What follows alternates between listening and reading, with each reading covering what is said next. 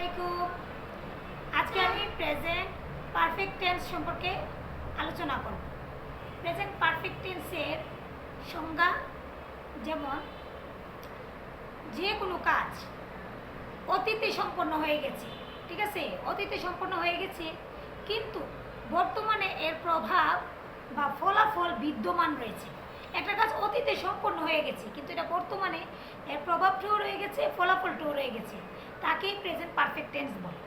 আমরা মনে করো একটা কাজ করি, কাজটা করে শেষ করে ফেলি, কিন্তু ওই কাজটার যে প্রভাবটা বা ফলাফলটা, যে কোনো কাজ প্রভাবটা ফলাফল এটা বর্তমানেও বিদ্যমান রয়ে যায়, ওইটাকে আমরা কি বলতে পারি? প্রেজেন্ট পারফেক্ট টেন্স বলতে পারি। ওইটাকে আমরা কি বলতে পারি? প্রেজেন্ট পারফেক্ট টেন্স বলতে পারি। প্রেজেন্ট পারফেক্ট টেন্সের স্ট্রাকচার হলো, দেখো এখানে দেওয়া আছে। আমরা প্রেজেন্ট পারফেক্ট টেন্সের হাবুদুব নিয়ে আলোচনা করতেছি, পজিটিভ যে দিকটা। দেখো সংজ্ঞা, যে কাজ অতীতে সম্পন্ন হয়েছে তার প্রভাব বা ফলাফল বর্তমানে বিদ্যমান থাকে, প্রেজেন্ট পারফেক্ট টেন্স বলে। ঠিক আছে, স্ট্রাকচার, গঠন। প্রেজেন্ট পারফেক্ট টেন্সের গঠন যেমন subject plus have has plus ভার্বের থ্রি। ভার্বের থ্রি মানে কি? ভার্বের থ্রি হলো গিয়ে past participle, present form, past form, past participle from.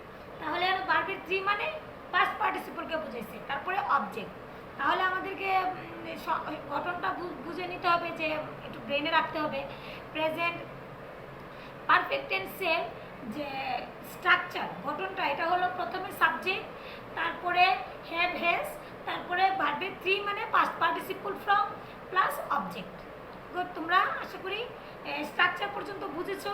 এখন আমি দেখি আমরা আমাদের যে কাজটা, অতীতের যে কাজটা বর্তমানেও ফলাফল বা প্রভাব বিদ্যমান থাকে, কীভাবে থাকে আমরা উদাহরণের সাহায্যে বোঝার চেষ্টা করি। যেমন এক্সাম্পল দেখো, উদাহরণ, আমি ভাত খেয়েছি। আমি ভাত খেয়েছিলাম যে আগে, ওই খেয়েছি কথাটা কিন্তু আমি এখন কথাটা বলতেছি, বর্তমানে বলতেছি, কিন্তু ভাত কিন্তু আমি খেয়ে ফেলেছি। ঠিক আছে, দেখো আমি ভাত খেয়েছি, আই হ্যাভ ইটেন রাইস।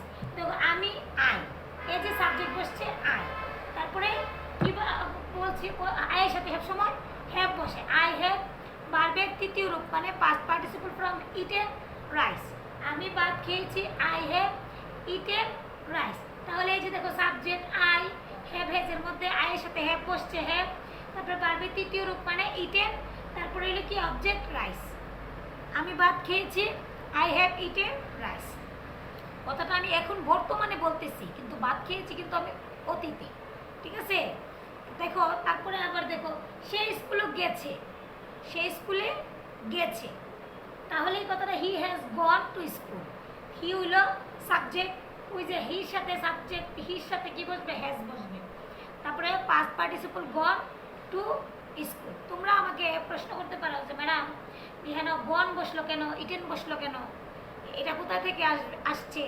এগুলো হলো স্ট্রং বা উইক ভার্বের উদাহরণ। পাস্ট পার্টিসিপল ফ্রম, এগুলো তিনটা ফ্রম আছে, present form, past form, past participle form. ফ্রমগুলি তোমাদেরকে শিখতে হবে। আমি একদিন দেখি সময় করে এই ফ্রমগুলি একটা ক্লাস দিব ইনশাআল্লাহ। তারপরে দেখো শিশুটি ঘুমিয়েছে, দ্য বেবি হ্যাজ স্লেপ্ট। শিশুটি ঘুমিয়েছে, দ্য বেবি হ্যাজ স্লেপ্ট। আমরা এখানে একটা সহজভাবে বলতে পারি, দেখো আমি উদাহরণগুলি কেটে দিই। এখন এখানে যে আমরা ইট দিছি, ইটটা কোথায় থেকে আসলো?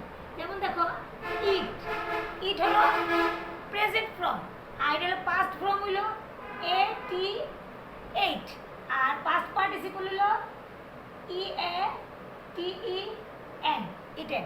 তাহলে আমরা যে বলেছি যে আমরা এই যে আগে যে ইটেন বলেছি, এই যে ইটেন কথাটা কোথা থেকে এসেছে? পাস্ট পার্টিসিপল ফর্ম থেকে এসেছে। এই বিষয়গুলো আমাদের জানতে হবে না, যে এটা পাস্ট ফর্ম, এটা প্রেজেন্ট ফর্ম, আর এটা পাস্ট পার্টিসিপল। এটা ভার্বের থ্রি, এটাকে ভার্বের থ্রি বলা হয়, আর এটাকে ভার্বের টু বলা হয়, আর এটাকে ভার্বের ওয়ান বলা হয়। এটা আমাদের বুঝতে হবে না। তারপরে তুমি দেখো স্ল্যাপ, ঘুম, ঘুমটাও দেখো slip, S double E P, slip, এটাকে আবার স্ল্যাপড, হ্যাঁ স্ল্যাপড। ঠিক আছে, এভাবে আমরা উদাহরণটা দিতে পারি। ঠিক আছে, আমি তোমাদেরকে আরও কিছু উদাহরণ দেই। ওকে, তোমরা দেখো। তারপরে দেখো আমি তোমাদেরকে আরও কিছু উদাহরণ দিতেছি, উদাহরণগুলিও তোমরা মোটামুটি বুঝে নিও। প্রথমে যে সংজ্ঞা দিলাম, গঠন বললাম, তারপরে উদাহরণ দিলাম। এখন আবার কিছু উদাহরণ দিতেছি। দেখো, সে একটি চিঠি লিখেছে, ঠিক আছে? তাহলে she has written a letter. Subject have হ্যাজের জায়গায় হ্যাজ বসছে। হি, শি, ইট থাকলে কি হবে? হ্যাজ বসবে।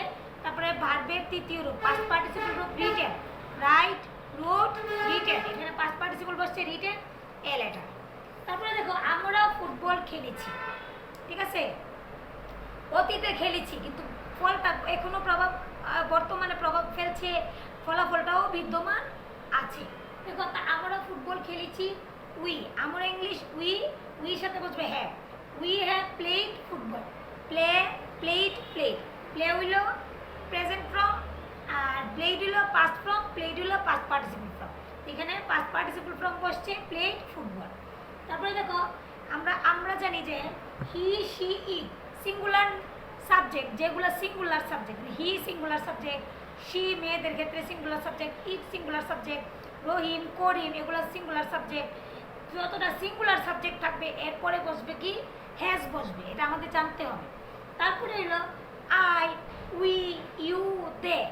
আই, উই, ইউ, দে এগুলোর পরেও কি বসবে? ফ্লোরেল যে সাবজেক্টগুলি, ওই ফ্লোরেল সাবজেক্টগুলোর পরে বসবে হ্যাভ।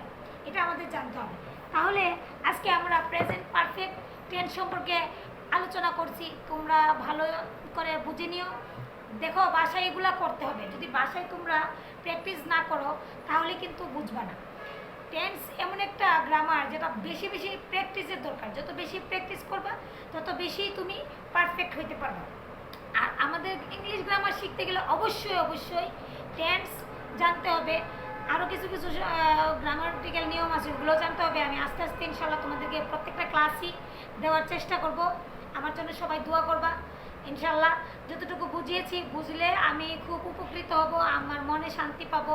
আমি চাই আমার স্টুডেন্টরা আমার দ্বারা কিছু উপকৃত হোক। এই জন্যে আমার এই উদ্যোগটা নেওয়া আর কি। আমার যদি কোনো ভুল টুল হয়ে থাকে তোমরা আমাকে ক্ষমার দৃষ্টিতে দেখবা, এবং যে কোনো ভুল হলে আমাকে তোমরা বলতে পারো যে এটা সমস্যা, কমেন্টসে জানাও। আর তোমরা যদি কোনো বিষয় না বুঝো, কোনো কনফিউশন থাকে, তাহলে তোমরা ইনশাল্লাহ আমাকে জানাবা যে এটা সমস্যা ম্যাডাম, এটা সমস্যা। তাহলে আমি ইনশাল্লাহ তোমাদেরকে সমাধান করে দিব। আসসালামু আলাইকুম।